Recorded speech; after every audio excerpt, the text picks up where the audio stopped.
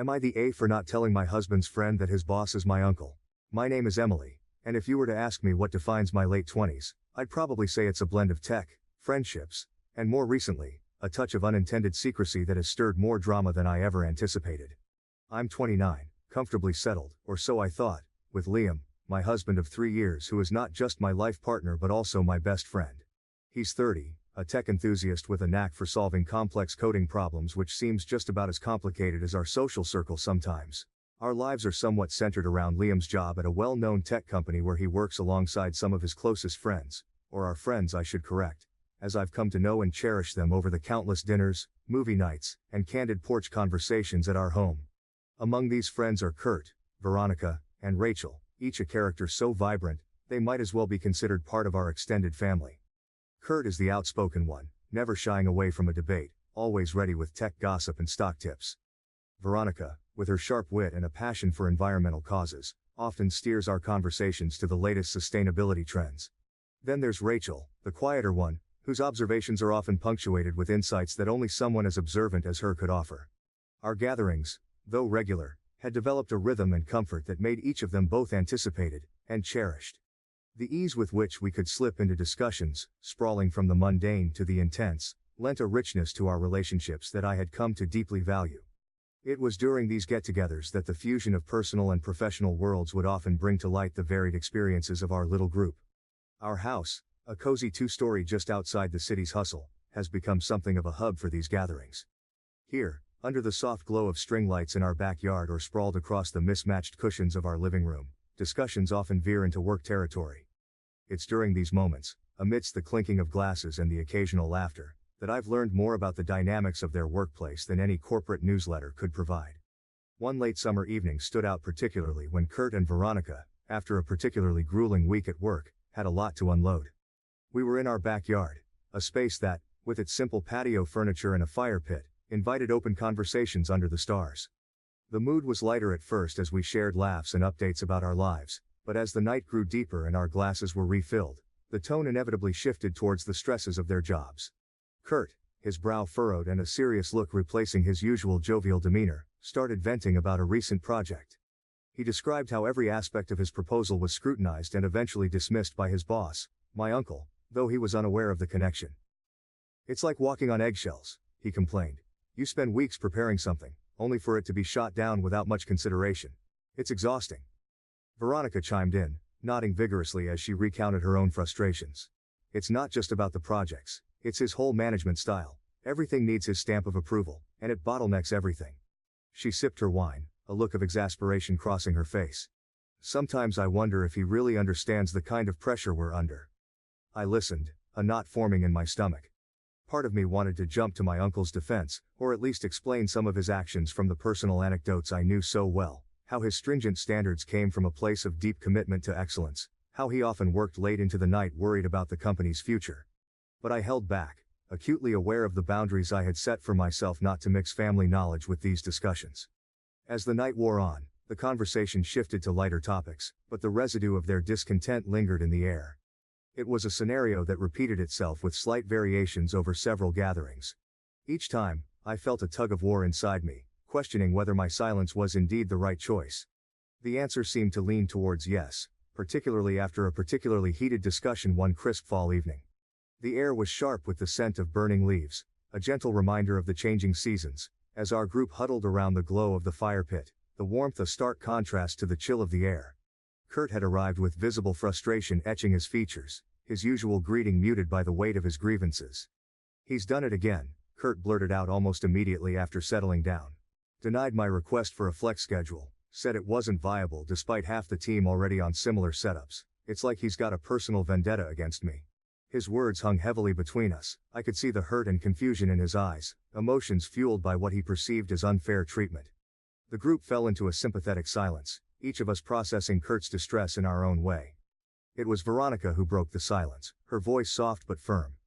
"You know, maybe it's time you considered talking to HR about this. It sounds more than just strict, it sounds personal." I felt my heart skip a beat. The situation was escalating in a way I hadn't anticipated.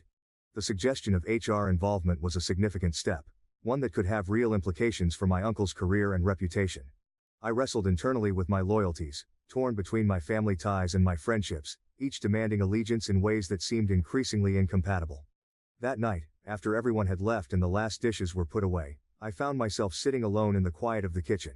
The gentle hum of the refrigerator and the distant sounds of night did little to soothe the turmoil inside me. It was clear that what had started as mere workplace gripes was morphing into something potentially damaging, and my role in all this, however indirect, weighed heavily on me. I pondered over countless scenarios, revealing my connection to my uncle and explaining his side of the story, defending him outright, or continuing to maintain my silence. Each option seemed fraught with complications and potential fallout. The simplicity of our friendly gatherings had been overshadowed by an undercurrent of real conflict, and I was in the middle, whether I liked it or not. I will tell you a little more about my uncle. Uncle Thomas, or as he's known in corporate circles, Mr. Thompson, has been with the company for over 10 years. He holds a very senior position, and his decisions impact many people, including indirectly, our little social circle. To Liam and me, he's just Uncle Thomas. He has been a part of my life for as long as I can remember, through holidays, family barbecues, and as an emergency contact on school forms. Our bond goes beyond familial obligation. He was there when my parents were too busy, always ensuring I had everything I needed, and pushing me to pursue my ambitions, no matter how outlandish they seemed. For Liam and me, our relationship with Uncle Thomas has always been more personal than professional. He's been to our home, knows our favorite wines, and even helped us set up the backyard garden. But to Kurt and Veronica, he's the stern boss. The one who doesn't quite understand the nuances of modern workplace flexibility, like working from home, which he apparently grants sparingly and, seemingly, unfairly. Liam and I have often deliberated whether to disclose this connection. It's not like it's a secret per se, but it's never really come up, and honestly, we've never seen a reason to complicate things by mixing family and work any more than necessary. After all, Uncle Thomas is just another relative to us, not a character from their office dramas.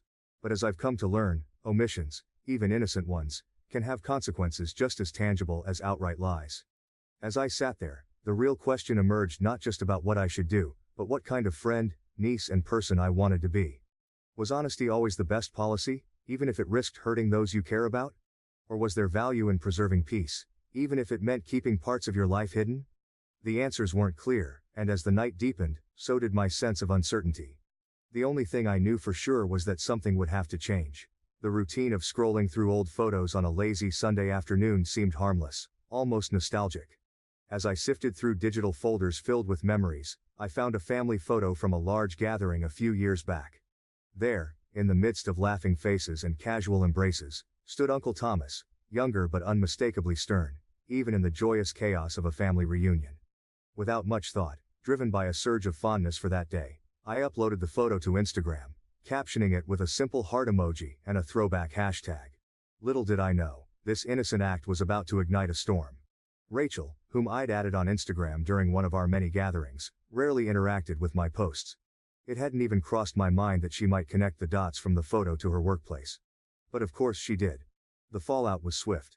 Rachel, ever the observer, recognized Uncle Thomas immediately, not as my beloved uncle but as her boss's boss, a figure both pivotal and polarizing in her work life. By Monday morning, the news had traveled through the small intertwined social and professional circles that Kurt too had seen the photo. His reaction was far more visceral than Rachel's quiet acknowledgement. Kurt felt betrayed, deceived even. And I remained oblivious to the unfolding drama until Liam came home that evening, his face clouded with concern. He confronted me today at work, Liam began, his voice tinged with exhaustion. He recounted how Kurt had stormed up to him during their lunch break, his usual easygoing nature replaced by a mix of anger and hurt. "How could you guys not tell me that your uncle is Mr. Thompson?" Kurt had demanded, his voice strained, a stark contrast to his typically jovial demeanor. Liam, caught off guard and sandwiched between his loyalty to me and his friendship with Kurt, had struggled to respond. We didn't think it was necessary. Emily and we never talk about work stuff at home with Uncle Thomas. But you knew how much I was struggling with him at work, Kurt had shot back, his frustration palpable. The conversation had ended abruptly, with Kurt walking away, leaving Liam standing amidst the buzz of the cafeteria, feeling both accused and helpless. The emotional toll on Liam was evident as he relayed the encounter. I watched him wrestle with feelings of guilt and frustration, guilt for keeping a part of our lives so private, and frustration for being thrust into an uncomfortable confrontation. As for me, the shock of the situation was overwhelming. I had never intended to create such a rift. The photo was just a piece of my personal history, shared without malice or forethought. Yet, here I was, at the center of a conflict that questioned my integrity and transparency. I struggled with a mixture of emotions: surprise at the unexpected connections made from a simple social media post, guilt for the inadvertent pain it caused my friends, and confusion about whether I had an obligation to disclose my family ties in the first place. That night, as Liam and I sat in our kitchen, a silence hung between us. It was a rare discord in our usually harmonious life. I mulled over the words and the hurt in Liam's recounting of his confrontation with Kurt. It pained me to see him so distressed, a direct consequence of my actions, however unintentional. "I just wish I had thought to mention it at some point," I murmured, the words heavy with regret. "Maybe this could have been avoided." Liam reached across the table, his hand covering mine. "It's not your fault, Em. How could you have known Kurt would react like this? We've always kept work and family separate." Yet, as reasonable as Liam's words were, I couldn't shake off the feeling of culpability. The boundaries I had so carefully maintained between my personal and professional life had blurred, and the fallout was messy. The revelation had not just strained Kurt's perception of our friendship, but it also put Liam in an awkward position at work, straddling the line between professional obligations and personal loyalties. In the quiet of our home, I reflected on the broader implications of my decision to keep certain aspects of my life private. Was I wrong not to disclose my relationship with Uncle Thomas, knowing well that he was a significant figure in my friends' work lives? The ethical dilemma was complex, more so because the omission was not out of malice but rather a natural compartmentalization of my life's different aspects. The days following the revelation and the subsequent confrontation felt thick with tension, both at home and, as Liam relayed to me, at his workplace. Kurt's interaction with Liam had not just altered their friendship, it rippled through their professional interactions as well, creating an atmosphere fraught with unspoken grievances and unresolved conflicts. Sitting across from Liam at our dining room table, a space that had witnessed countless light-hearted dinners and now hosted our somber discussions, I could feel the strain of recent events weighing on us both. Liam had always been supportive, understanding my reasons for keeping personal details private, but even he couldn't hide his discomfort at the current situation. "Do you think I was wrong?" I asked him one evening, my voice barely above a whisper. "Wrong for not telling Kurt about Uncle Thomas?" Liam considered this for a moment, his brow furrowed in thought. "I don't think it's about right or wrong, Em, it's more about perceptions. Kurt felt blindsided because it's his boss we're talking about. It's personal to him, and affects his daily life. Maybe we could have been more upfront, but honestly, I never thought it would come to this either." His words echoed my internal turmoil. Had my discretion been ethically misguided? Was the privacy I valued so much actually a facade that concealed more crucial truths that deserved to be shared? The boundaries I had maintained between my personal life and the professional lives of our friends had served to protect my peace, but at what cost to their trust? The change in office dynamics for Kurt was palpable. According to Liam, Kurt had become more withdrawn at work, less engaged in team activities, and his usual lively banter had diminished significantly. This shift was not just a reaction to feeling betrayed by friends, but also a reflection of his increased wariness around leadership. Around my uncle, whom he could no longer see just as a boss but as a family member of his friends. At home and within our friend circle, the ramifications were just as profound but more painful because they were steeped in personal connections that had been nurtured over years. Rachel and Veronica, caught between their loyalty to Kurt and their friendship with us, were understandably more reserved. Our gatherings, once filled with laughter and ease, now settled into more cautious, measured interactions. The trust that had once defined our relationships was now under scrutiny, and each conversation felt like a step on a tightrope, balancing openness with the fear of further misunderstandings. In these moments of quiet reflection, I weighed the benefits of keeping personal and professional lives separate against the trust issues that had emerged. This compartmentalization had seemed essential, a way to maintain clarity and focus in different areas of my life. Yet I couldn't ignore the isolation it had inadvertently fostered, leaving my friends feeling deceived and me feeling like I had inadvertently misled them. I thought about all the times Kurt and Veronica had openly discussed their work frustrations, not just as colleagues venting but as friends seeking comfort and support. By withholding information about my uncle, had I denied them the full context they needed for those conversations? Had my silence compromised the support I could offer them? These questions haunted me, challenging my beliefs about privacy and transparency. The need for a resolution became clear, not just to mend friendships but to realign my own ethical compass, which seemed to have been thrown off by these unforeseen events. As Liam and I continued to navigate this challenging time, our discussions often returned to the importance of honesty and openness in all our relationships. We resolved to be more communicative, not just with each other but with our friends. We recognized that while the separation of personal and professional spheres is sometimes necessary, The bridges between them must be handled with care, honesty, and respect for the emotional and practical realities of the people involved. As the weight of the unresolved tensions began to overshadow the warmth of our previous interactions, Liam and I decided that it was imperative to address the situation head-on. We agreed that open communication and a sincere attempt at reconciliation were crucial, even if the outcome remained uncertain. Thus, we extended an invitation to Kurt and Veronica to come over for dinner, hoping that a familiar, comfortable setting might foster the openness needed for a genuine conversation. On the evening they arrived, the atmosphere was thick with apprehension. Liam and I had prepared a simple meal, thinking comfort food might ease the initial awkwardness. As they stepped through the door, their polite smiles didn't quite reach their eyes, but their acceptance of the invitation was a hopeful sign that they, too, were willing to mend fences. Once we settled around the dining table, the small talk slowly dissipated, and a heavy silence settled. It was Liam who broke the ice. "We really appreciate you both coming tonight," he began, his voice steady but softer than usual.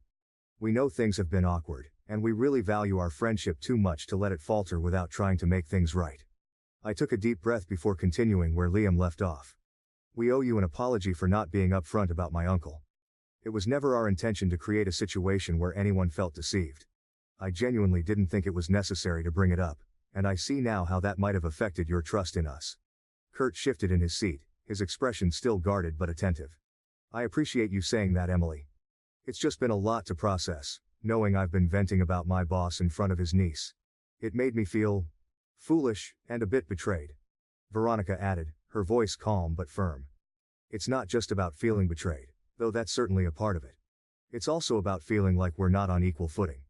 If there's important information that affects how we interact, it feels only fair that everyone knows." Their words stung because they resonated with truth. The imbalance of information had inadvertently put Kurt and Veronica in a vulnerable position, one that I had not adequately considered. "You're right," I acknowledged, feeling the gravity of my oversight. "It was a lapse in judgment on my part. Please believe me when I say that nothing shared in confidence has ever, or will ever, be mentioned to my uncle. Our home has always been a safe space, and I failed to protect that." Liam nodded, supporting the commitment to regain their trust. "Going forward, we want to be more transparent with you both. We all share a lot in our lives, and it's only fair that we manage these overlaps with more openness." The conversation gradually shifted from the personal grievances to how we could ensure a healthier dynamic in the future. Kurt seemed to relax slightly, his posture easing as the evening wore on. "I guess it's also a lesson for me," he conceded. "I've been pretty open about my frustrations at work, maybe too open without considering who might be connected to whom. It's something I need to think about more." Veronica, who had been listening intently, finally smiled, a hint of the old warmth returning. "And maybe we all need a reminder that our work grievances shouldn't define our personal relationships. We've all been under a lot of stress, and it's easy to let that spill over." As the evening concluded, the air between us felt clearer, though remnants of the tension undoubtedly lingered. We agreed to meet more regularly, to keep the lines of communication open and to support each other not just as friends but also as individuals navigating the complex web of professional and personal lives intertwined. Reflecting on the evening after they had left, Liam and I discussed how delicate the balance of privacy and transparency is. The episode had exposed vulnerabilities in our relationships but also opened up opportunities for deeper understanding and mutual respect. We recognized that trust, once shaken, requires time and consistent effort to rebuild. In the quiet moments that followed, as we cleaned up the remnants of our reconciliatory dinner, I pondered the broader implications of our experiences. The themes of privacy, trust, and workplace dynamics that had come up tonight were not unique to us but were universal in nature, affecting countless friendships and professional relationships. How we navigate these issues, I realized, defines not just the integrity of our relationships but also our personal integrity. As we turned off the lights and headed to bed, I felt a cautious optimism. While the path to full recovery in our friendships might still be long and occasionally challenging, initiating this open dialogue was a crucial first step. The commitment to transparency and mutual respect we had reaffirmed tonight promised a foundation strong enough to withstand the complexities of our intertwined lives.